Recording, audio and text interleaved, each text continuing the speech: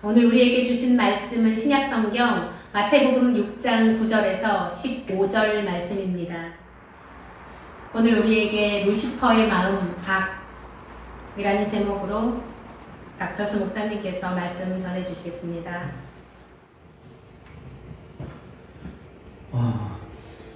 2주 전인가 2주 전이죠. 그 차세대 예배 끝무렵에 여동훈 목사님이 아이들에게 질문을 드렸습니다.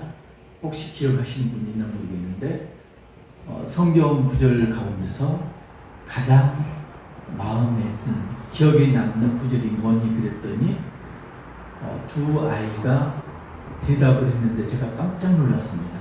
창세기 1장 1절하고 요한복음 3장 16절이요 이러는데 그 두 아이가 누구라고는 제가 말씀드리지 않겠습니다. 가온이하고 태윤인데 여러분의 아이들이에요. 근데 과연 얘들이 그 뜻을 알고 그 말을 대답을 했는지 모르겠지만은 성경의 처음과 마지막을 꿰뚫는 관통하는 그런 말씀이었습니다. 여러분들은 마음에 새긴 그런 말씀 혹시 있나요? 한번 곰곰이 생각해 보시기 바랍니다. 지난주에 저희가 시험에 대해서 이야기를 나눴습니다. 그러고 보니까 참 저희가 산에서 오래 머물러 있습니다. 2020년 말, 2021년 새해 벽두까지 아직도 산에서 내려오지 못하고 있습니다. 그 해돋이라고 그러죠. 해돋이 하셨나요? 1월 1일날. 그러니까 저희는 지금 2020년 말에 예수님과 함께 산에 있고 2021년 초에 지금 예수님과 함께 산에 있습니다. 해돋이를 예수님과 함께 산에서 맞이하고 있습니다. 2020년도 말에 마지막 주에 예수님이 시험에 대해서 말씀을 주셨습니다. 그리고 21년 초에 예수님 다시 악에 대해서 말씀을 하고 있습니다. 시험과 악 아주 중요한 문제인데 아마도 2021년을 악에 대한 말씀으로 시작하는 건 하나님의 특별한 그런 뜻이 있으리라고 믿습니다. 시험이 크게 세 가지가 있다고 말씀드렸죠. 시련이 있고요.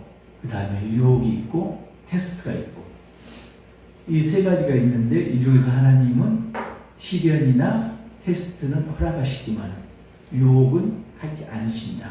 근데 주기도문에 있는 그 시험은 시련이나 테스트가 아니고 유혹이다. 네, 이런 말씀을 드렸습니다. 유혹이 뭔가요? 일상생활에서 세상에 마주친 모든 것이 유혹입니다. 그러니까 눈에 보암직하고 먹음직하고 탐스러운 것들이 모두 유혹의 대상입니다. 그래서 우리는 유혹에서 벗어날 수 없습니다. 그래서 유혹을 이기려고 하는 게 아니고 주님께 기도를 해야 됩니다. 시험에 빠지지 않게. 그죠? 그리고 유혹에 빠지면은 우리는 실족하게 됩니다. 그래서 시험에 들지 않게 기도하라. 그리고 2021년 첫 주에는 악에서 구하옵소서. 지금 그 기도를 드리고 있습니다. 그런데 악이란 게 뭔가요? 악. 송명희 집사님 큐티 나눔 듣다가 갑자기 연꽃이 떠올랐습니다. 연꽃. 기독교의 상징물이 십자가라면은 불교의 상징물은 연꽃이죠. 그죠? 그래서 그 이야기를 합니다. 연은 진흙에서 살지만 진흙을 묻히지 않고 연꽃을 피운다. 그래서 연꽃이 신성스럽고 연꽃이 귀하다. 불교에서는 연꽃을 신성시하더라고요. 근데 이제 가만히 생각해 보면은 연꽃이 과연 그런 존재인가? 연꽃에는 수질 정화작용이 아주 강하다고 합니다. 여러 가지 정화 식물들 있잖아요. 그것보다 몇 배가 더 강하다고 합니다. 근데 어릴 때 보면은 연꽃이 연못에 들어오면은 연못이 몇 년이 지나지 않아서 썩은 물로 변합니다. 맑은 물에서는 연꽃이 없어요. 한번 나중에 유심히 보십시오. 연이 피어 있는 곳은 물이 깨끗하지가 않습니다. 그러니까 두 가지를 생각할 수가 있는데 하나는 연꽃이 오염물질을 제거하기 때문에 연꽃이 거기에 산다. 이게 하나가 있고요. 두 번째는 연꽃이 오염물질을 이용해서 꽃을 피운다. 이 두 가지 맥락이 있는데 저는 연꽃이 수질을 정화시키는 게 목적이 아니라 연꽃을 피우는 데 목적이 있다고 생각을 합니다.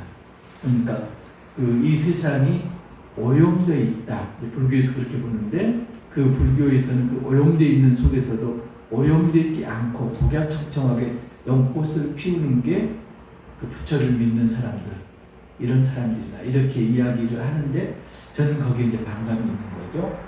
보니까 연꽃이 들어오면은 물이 맑아져야 되는데 오히려 더 물이 오염되고 썩은 물로 변하더라. 한 가지 퀴즈를 넣을까요? 연씨가 저수지 연못에 들어왔습니다. 근데 이제 그냥 1년에 두 배씩 번식을 해요. 그러니까 처음에 들어와서 그 다음에 2배 번식하고 그 다음에는 2배 번식하고 이렇게 번식을 합니다. 연못이 아주 넓어가지고 연못의 8분의 1을 연꽃이 차지하는데 100년이 걸렸어요.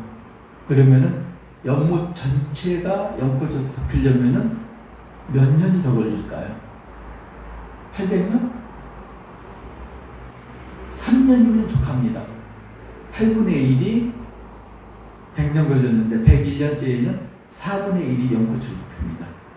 102년째에는 2분의 1이 연꽃으로 덮입니다. 103년째에는 온 연못이 연꽃으로 덮입니다. 그죠? 800년이 아니고 3년이면 온 연못이 연꽃으로 덮입니다. 그걸 보면서 저는 어떤 것을 생각을 했냐면 오늘의 본문 악에 대해서 악이란 게 이런 게 아닌가. 악의 씨가 떨어지면은 연꽃보다도 훨씬 더 빠르게 번식을 하겠죠? 연꽃이 우리 마음을 차지하는데 얼마나 시간이 걸릴까요? 눈 깜짝할 새, 순식간에, 그죠? 바로 우리 전 마음을 차지합니다. 그러면 악이란 게 대체 어디서부터 비롯됐을까요? 흔히들 그렇죠? 흔히 불평을 합니다. 하나님이 왜 악을 만드셨나? 선만 만들면 되지 왜 악을 만드셨나? 이렇게 불평을 합니다. 그런데 악은 하나님이 만든 게 아닙니다. 그건 이제 조금 이따 말씀드리고 제가 이제 악에 대해서 생각하면은 이제 세상에서 대한 악하고 기독교에서 말하는 악하고는 조금 차이가 있습니다. 악은 넓은 범주를 보면 죄를 포함을 하죠. 그죠? 악한 마음, 악한 행동, 이게 죄하고 연관되는 거니까. 그러니까 악이라는 것은 넓은 의미에서 죄입니다. 그러니까 죄라는 것은 보면 그렇죠. 우리가 죄를 지었다. 제가 이제 몇 번 말씀드린 것 같은데 1대1을 하면서 1대1 동반자 과정을 하면서 가정의 평화를 위해서 억지로 떠밀려갔어요. 그리고 이제 동반자 과정을 진행하면서 그때 제가 성경에 대해서 기독교에 대해서 3가지 의문점, 이게 이제 저희 선생님한테 질문했던 그 내용들. 첫 번째가 하나님의 말씀으로 천지를 창조하셨다. 여기에 대한 반론을 제기했고요. 두 번째가 언제 문제, 내가 왜 죄인이냐, 이 문제를 거론했고, 세 번째는 동정녀 마리아 문제, 처녀가 어떻게 임신을 하느냐. 이 3가지를 제가 화두 아닌 화두로 던졌었는데 오늘 본문하고 연관되는 죄의 문제, 악의 문제, 내가 왜 죄인인가? 나는 죄를 짓지 않았는데, 근데 세상에서는 악이나 죄를 어떻게 보냐면은 결과물을 보고 악이나 죄를 판단합니다. 생각에 머물러 있으면은 악도 아니고 죄도 아닙니다. 그게 행동으로 실행됐을 때, 세상 법에 저촉됐을 때 비로소 악이나 죄로 정죄를 합니다. 그런데 기독교에서는 악이나 죄가 뭔가요? 죄라는 건 관역을 벗어나는 것, 하나님을 벗어나는 게 죄라고 그랬고, 악이라는 것도 마찬가지입니다. 선한 하나님에 대항하는 게 악이다. 하나님을 순종하지 않는 게 악이다. 이렇게 이제 정의를 내리고 있습니다. 그래서 천주교에서 보면은 악을 크게 2가지로 나눠서 얘기를 하는데, 하나가 이제 이빌, 악이라고 그러죠. 근데 루터는 거기에다가 단순하게 마귀가 아니고 사탄이다. 영어 성경을 보면은 더 이빌 이렇게 되어 있거든요. 그러면은 사탄이다. 그러니까 악이란 게 뭐냐? 다른 게 아니고 사탄 자체가 악이다. 우리가 그렇게 이야기하잖아요. 하나님은 선 자체이다. 그 반대편에서 사탄은 악 그 자체이다. 이게 이제 성립이 되는 거죠. 그래서 악이라는 게 하나님이 만드신 게 아니고 사탄 자체가 악이다. 이렇게 정의를 내리고 있습니다. 나머지는 신학적 문제니까 깊이 들어가면 머리 아프니까 그 나중 기회 되면은 우리 토론을 하려고요. 그래서 언제 문제에 대해서 내가 왜 죄인인가? 예수님 보면은 예루살렘에 입성하실 때 둘째 날에 어떤 사건이 있었나요? 무화과나무 저주 사건이 있었습니다. 예수님이 배가 고프셨는데 저만치 잎사귀가 무성한 무화과나무가 있었습니다. 가서 보니까 열매가 없었습니다. 그래서 예수님이 무화과나무를 저주합니다. 다시는 네가 열매를 맺지 못하리라. 그리고 어떻게 됐나요? 그 다음날 보니까 무화과나무가 말라 죽었습니다. 근데 그 사건이 있기 전 첫날 어떤 사역을 하셨나요? 성전 정화 사건. 성전이 성전의 역할을 다하지 못하고 한전성과 장사꾼의 소굴이 되었다. 강도의 소굴이 되었다. 그래서 성전 정화 사건을 예수님이 그 사역을 하시고, 그러니까 그 연장선상에서 성전이 성전 역할을 못했다. 그 연장선상에서 무화과나무가 무화과나무 역할을 못했다. 나무의 역할이 뭔가요? 열매를 맺는 건데, 그죠? 그래서 이제 그런데 참 또 이제 희한하게도 성경 기자가 뭘 구원을 했냐면은 그때는 무화과철이 아니었더라. 무화과 열매가 맺힌 때가 아니었음에도 불구하고 예수님이 무화과나무를 열매를 맺지 않았다고 저주를 하십니다. 왜 그러셨을까요? 열매를 맺고 맺지 않는 그때는 누가 정한다? 하나님이 정한다. 성전에서 열매를 거둬야 되듯이 무화과나무도 하나님의 때에 열매를 맺어야 되는데 맺지 못하고 있다. 너희들이 믿는다고 하느냐? 너희가 열매가 없다면 언제 하나님이 심판할지 모른다. 그 의미를 담고 있습니다. 예수님도 그 말씀 하시죠. 나무는 그 열매를 보면은 그 나무가 어떤 나무인지를 알 수가 있다. 사과나무는 사과가 열리니까 사과나무고, 무화과나무는 무화과가 열리니까 무화과나무다. 그런데 너희는 본성이 죄인이다. 그러니까 네가 죄를 짓고 안 짓고 하고는 상관없이 너는 죄인이다. 미국에서 태어나면은 네 의도하고는 상관없이 너는 미국인이다.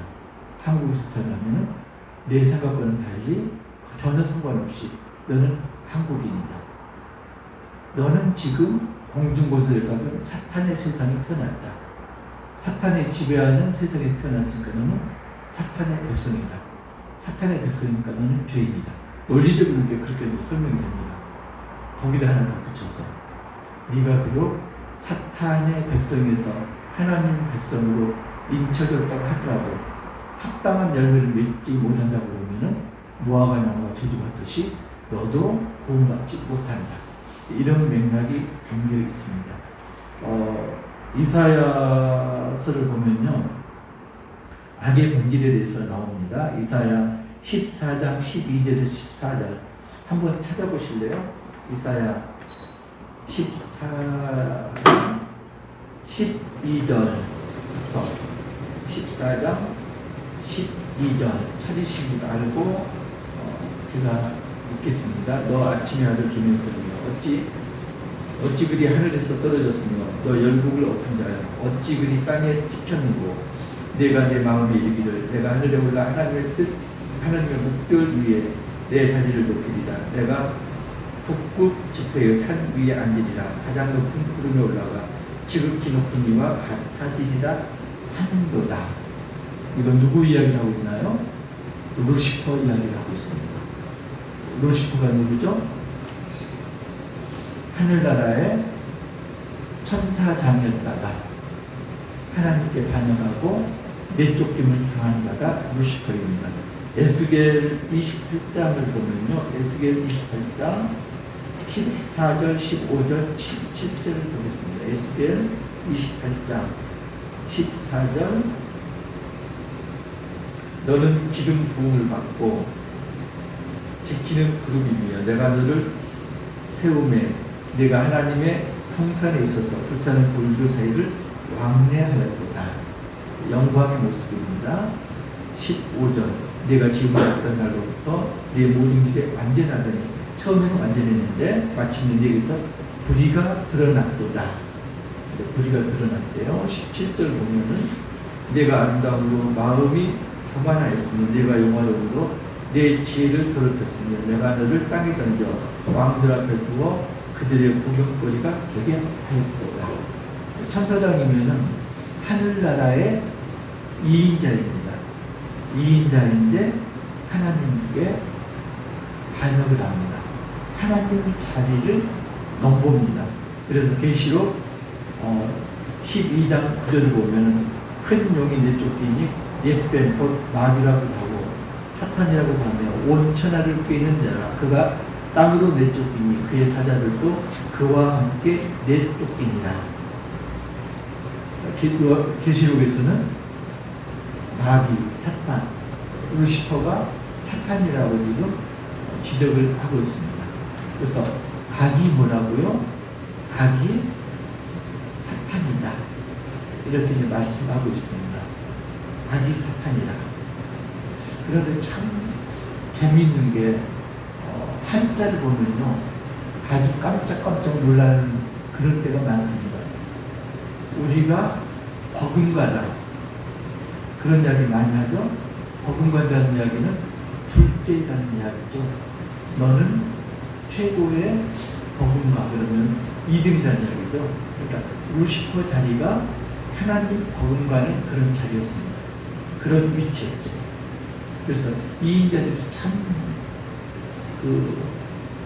심정이 참 묘할 것 같아요. 내가 조금만 더 하면은 1인자인데 이런 마음이 지배를 할 것 같아요.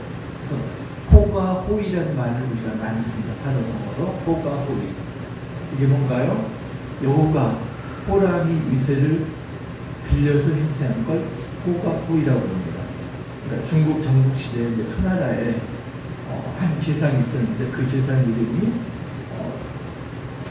소해휴리래요. 그런 제상이 있었는데 다른 나라에서 초나라 제상을 다들 두려워합니다. 그러니까 초나라 임금이 그거 참 이상하게 여겼습니다.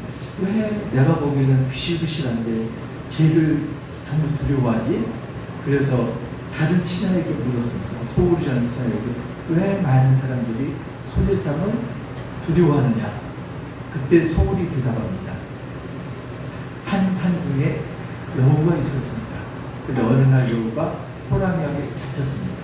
호랑이가 잡아먹으려 할 때 여우가 대답했습니다. 잠깐만 기다리겠다. 나는 지금 천재가 나를 이 산을 지배하려고 내려보낸 여우다. 그런데 네가 나를 잡아먹으면 너는 하늘에 벌을 받을 것이다. 못 믿겠으면 나를 따라오라. 그 호랑이가 긴가민가하면서 여우를 앞세우고 뒤따라갑니다. 가다 보니까 모든 동물들이 여우에게 굽신굽신 전부 절을 하고 피하거든요. 그래서 호랑이가 정말로 이 여우를 하늘이 보냈나 보다 이렇게 생각했다고 하는 그런 이야기를 왕에게 합니다. 그와 마찬가지로 모든 나라에서 소제상을 두려워하는 것은 소제상을 두려워하는 게 아니라 임금님을 두려워하는 겁니다. 이렇게 이제 말을 했거든요. 거기에 이제 호가 호입니다. 이걸 우리가 이제 흔히 보면은 2인자들은 흔히 그렇게 생각합니다. 내가 1인자 못지 않아. 근데요, 이걸 엄밀하게 따져보면 버금간다는 말은 정말로 위험한 말입니다. 버금간다. 우리가 너는 누구 못지 않아. 그게 버금간다는 거거든요. 그게 더 발전하면요. 너는 대학에 합격한 거나 마찬가지야. 이렇게 됩니다. 그럼 합격한 건가요? 떨어진 거요? 대학에 떨어진 겁니다. 그죠? 너는 이쁜 것 같다. 이쁜 건가요? 안 이쁜 건가요? 안 이쁘다는 이야기예요. 이제 증거를 댈까요? 꼭 산 것 같아. 죽었나요? 살았나요? 죽었으니까 꼭 산 것 같아. 이렇게 얘기합니다. 너는 꼭 죽은 것 같아. 그리고 안 죽은 거야. 살아있으니까 죽은 것 같아. 이야기하는 거예요. 그래서 말을 조심해야 될 때 사랑하는 사람에게 사랑한다고 이야기해야지 내가 너를 사랑하는 것 같아. 그러면은 사랑을 않는다는 이야기거든요. 그게 버금 아자입니다. 그 버금 아자를 언제 쓰나요? 아시아 동아일보 할 때 그 아자가 버금 아자입니다. 근데 버금 아자가 재미있는 게 하늘과 땅 사이에 뭐가 있나요? 십자가가 있습니다. 그죠? 십자가. 이게 버금 아자입니다. 근데 그 십자가가 어떤 십자가인가요? 속이 비어있는 십자가. 그죠? 하늘과 땅 사이에 속이 산 십자가가 있는 게 뭔가요? 임금 왕자입니다. 만왕의 왕 예수 그리스도 임금 왕자입니다. 근데 하늘과 땅 사이에 십자가가 있는데 더 크게 보여요. 그런데 속이 비어 있습니다. 이게 복음 가짜입니다. 이게 누구라고요? 사탄입니다. 그래서 복음 아자가 상용문자에서 시작이 되는데 그게 어떤 모양을 갖는 건가? 대부분의 학자들은 그게 무덤의 평문도다. 보통 그렇게 이야기합니다. 학자는 그게 이제 전쟁할 때 군사들이 머무르는 병영의 모습이다. 이렇게 이야기합니다. 대부분은 무덤의 평문도다. 이렇게 얘기를 합니다. 그러면은 무덤에는 뭐가 들어있나요? 시체가 들어있죠. 무덤에 시체를 안치하고 무덤은 뭐 평토장을 하든가 아니면은 공구를 세우든가 이렇게 하는 거죠.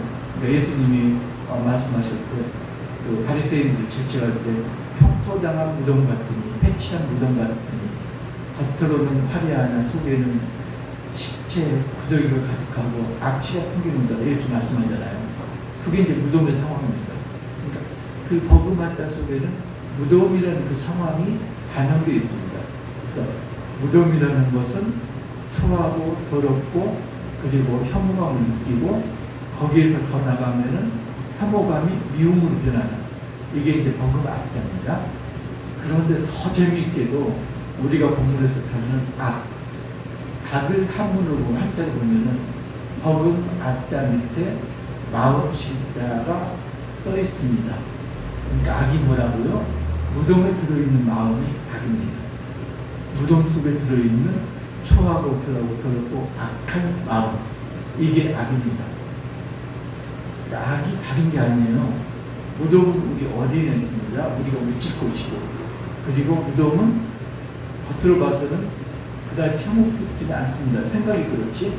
근데 그 속에 지금 무덤 같은 마음이 들어있는 겁니다. 어디에? 내 마음 속에. 그게 이제 악이라고 합니다. 그래서 악이라는 게 언제부터 생겼는가? 루시퍼로부터 있는데 로마서 3장 4절 보면은 사람은 다 거짓되되 오직 하나님은 참되시다. 이렇게 말씀하고 있습니다. 창세기 6장 5절을 봐도 여호와께서 사람의 죄악이 세상에 가득함과 그의 마음을 생각하는 모든 계획이 항상 악할 뿐임을 보시고 사람은 원래부터 악하다. 왜 악하나요? 사단의 지배가 있기 때문에 이렇게 말씀하고 있습니다. 그런데 우리가 세상을 살다 보면 모든 것들이 악의 범위에 유혹이 들어갑니다. 악의 범위에 유혹과 죄가 들어가는데 유혹하는 것도 많고요. 악으로 이끄는 것도 많습니다. 그런데 그 유혹과 악이 우리가 실천하기가 정말로 어려운 거죠. 보통 이제 옛날 그 중국에서 양두구육이라는 말을 썼어요. 정육점에서 고기를 파는데 양의 머리를 걸어놓고 개고기를 판 거죠. 그러면 고기를 사는 사람들은 양 머리가 걸렸으니까 양고기인 줄 알고 사가는데 실상은 그게 양고기가 아니고 개고기인 거죠. 그런 게 많죠. 우리 주변에도. 그걸 우리가 이제 좀 더 표현을 갖다가 멋있게 표현하면은 양의 탈을 쓴 늑대 이렇게 표현하잖아요. 양의 탈을 쓴 늑대도 많고 양두구육도 많고 이게 전부 악이라는 이야기죠. 그래서 마귀가 이제 그렇게 루시퍼로부터 시작이 됐는데, 로마서 6장 16절을 보면은 너희 자신을 종이로 내줘 누구에게 순종하든지 그 순종을 받는 자의 종이 되는 줄을 너희가 알지 못하느냐. 혹은 죄의 종으로 사망에 이르고 혹은 순종의 종으로 의에 이르느니라. 악을 따르느냐 의를 따르느냐는 누구의 선택이다? 우리의 선택이라고 얘기를 하고 있습니다. 그러니까 우리가 악에 속해 있고 죄인이지만은 우리가 그 상태에서 악을 선택하면은 사망에 이르고 그리고 의를 선택하면은 구원에 이른다고 말을 하고 있습니다. 왜 그럴까요? 하나님이 유일하게 하지 못하시는 게 한 가지가 있다. 제가 이제 말씀드린 적이 있는데 그게 뭔가요? 인간의 마음. 하나님이 유일하게 못하시는 게 인간의 마음을 좌지우지하는 걸 하나님 하지 못하십니다. 왜요? 인간에게 자유의지를 주셨기 때문에. 그래서 인간이 악을 선택하면 어쩔 수 없이 사망에 이르는 거고, 인간이 의를 선택하면 구원에 이르는 거고, 자유의지의 결과 그렇게 되어 있습니다. 요한복음 1장 1절 보면은 태초에 말씀이 계시니라. 이 말씀이 하나님과 함께 계셨으니 이 말씀 곧 하나님이시니라. 예수님을 요한이 소개할 때 이렇게 말하고 있습니다. 근데 한자가 또 재밌어요. 악과 대칭되는 게 선이죠. 착할 선. 착할 선을 우리가 이제 타자라고 그러는데 쪼개보면은 위에가 양자가 있고요. 그죠? 밑에가 입구가 있고 이러는데 그거 옛날 글자는 가운데에 양자가 있고요. 아래쪽 양쪽에 말씀원이 2개 있고 이게 이제 착한 선이었대요. 양하고 말씀 둘. 제가 일주일 동안 고민했습니다. 누구도 이야기를 안 해줘서 찾아봐도 왜 양 옆에 말씀원이 2개씩이나 있는가? 하나만 족한데 지금 착한 선도 보면은 입구자 하나밖에 없잖아요. 예수님이 말씀하셨다. 어린 양 되신 구주 예수가 말씀하시다. 말씀 하나만 되는데 왜 말씀이 2개씩이나 있는 건가? 일주일을 고민했습니다. 그 결과 어제 저녁에 제가 그걸 깨달았는데 하나는 주님이 말씀하시는 거고요. 또 하나는 우리가 대답하는, 우리가 아멘으로 순종하는 대답입니다. 그래서 양 좌우에 말씀원이 2개가 있습니다. 예수님이 말씀하시고 우리는 아멘으로 순종하고 그걸 행하고, 그죠? 성경에서 항상 말씀 나올 때 들을 수 있는 자는 들을지어다 이렇게 말씀하죠. 듣는다는 게 그냥 듣는 것만 의미하지는 않습니다. 듣는다는 건 행동이 뒤따른 걸 의미합니다. 우리 그러잖아요. 왜 내 말 안 들어? 그 이야기는 말을 안 듣는다는 이야기 아니고 왜 내 말대로 행동하지 않느냐 이렇게 이야기하잖아요. 그래서 양 옆에 말씀원이 2개 있는 건 예수님이 말씀하시면 우리는 그 말씀마다 아멘으로 순종하고 그대로 행해야 된다. 그게 착한 선자의 내포되어 있는 뜻이라는 걸 어제 저녁에 제가 깨달았습니다. 그러고 보니까 악과 선과 악이 뚜렷하게 대비됩니다. 선은 하나님 그 자체가 선이고 악은 사탄 그 자체가 악이고, 그렇다면 우리가 악을 이기는 것은 우리 자유로 되는 게 아니고, 왜요? 악이나 시험은 사탄이 지배하는 거기 때문에 사탄하고 우리가 싸우면 누가 이깁니까? 사탄이 이기죠. 우리가 못 이기죠. 우리가 사탄을 이길 수 있는 길은 성령을 챙기고 했을 때 우리가 사탄을 이길 수 있죠. 성령의 도우심을 받는 게 말씀이고 말씀대로 순종하는 거고, 그래서 악을 이기려면 내 자의적으로는 악을 이길 수 없으니까 성령님께 의지를 해야 된다. 그러기 위해서 시험에 들지 않고 악에서 구하여 그리달라고 기도를 해야 된다. 예수님이 그렇게 말씀하시는 거죠. 요한복음 1장 29절 보면은 양에 대한 얘기가 나오죠. 이튿날 요한이 예수께서 자기에게 나오신 보고 이르되 보라 세상 지고 죄를 지고 가는 하나님의 어린 양이로다 이렇게 말씀하고 있습니다. 그런데 죄라는 게 얼마나 무섭냐면 아까도 말씀드렸지만은 정말로 순식간에 눈 깜짝할 사이에 우리 마음을 지배하죠. 특히 버금가는 위치에 있는 사람들, 내가 버금가다고 생각하는 사람들, 성경에서 유일하게 버금가는 위치에 있으면서도 악에게 넘어가지 않은 사람이 한 사람 있습니다. 누굴까요? 요셉. 요셉을 총리로 세우는데 왕이 바로가 어떻게 하나요? 요셉을 왕의 버금 수레에 태웁니다. 그죠? 버금 수레라는 건 임금 수레하고 거의 같은 거죠. 임금 수레에 못 미치는 그 수레에 두 번째 수레에 요셉을 태웁니다. 그렇지만 요셉은 바로 왕에 반역하지 않고 바로 왕의 명령에 순종을 합니다. 그죠? 우리나라도 이인자들이 이렇게 반란 일으키지 않잖아요. 혁명이라고 있어요. 일으킨 사람도 많은데 이인자들이 정말로 조심해야 될 게 루시퍼의 마음입니다. 중간에 비어있는 십자가. 그죠? 십자가 같이 보이나 진짜 십자가는 아닌 것. 일상생활에서 보면 그게 뭔가요? 과대포장. 알맹이는 이만큼한데 포장을 이따만하게 합니다. 이게 지금 악으로 들어가는 입구입니다. 아무것도 아닌 것 같은데 야고보서 1장 21절을 보면은 그러므로 모든 더러움과 넘치는 악을 내버리고 너희 영혼을 능히 구원할 바 마음에 심어진 말씀을 온유함으로 받으라. 말씀이 악을 이길 수 있다고 말합니다. 전도서 8장 11절을 보면은 악한 일에 관한 증거를 속히 실행되지 아니하므로 인생들이 악을 향하는 데 마음이 담대하도다 이렇게 말하고 있습니다. 사람이 악을 저지르는 이유는 악을 저지를 때마다 바로 징벌을 하시면은 악을 저지르지 않을 텐데 악을 저지러도 징계가 바로 따르지 않기 때문에 자기가 악을 저지르고도 죄책감이 없습니다. 그래서 악을 또 저지르고 또 저지르고 이렇게 합니다. 그래서 베드로전서 5장 8절을 보면은 근신하라 깨어라 너희 대적 마귀가 우는 사자같이 두루다니며 삼킬 자를 찾나니. 조금만 방심하면은 사자가 삼킬 자를 찾듯이 사탄이 우리를 삼키려고 노려보고 있다고 이렇게 말을 합니다. 이길 길이 뭐라고요?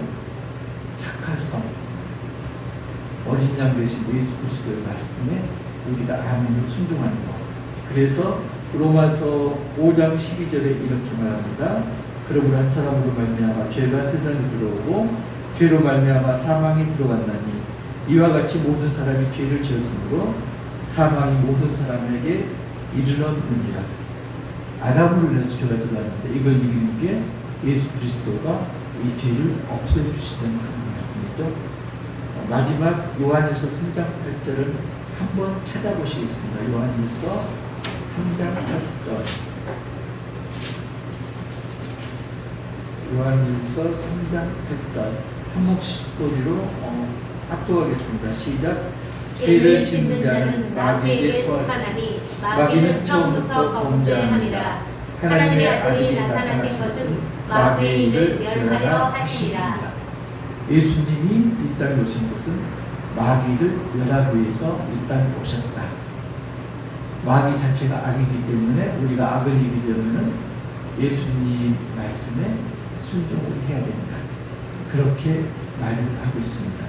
아까 연꽃을 말씀드렸는데 사람들이 보는 건 더러운 연못을 보는 게 아니고 화려한 연꽃을 보였습니다.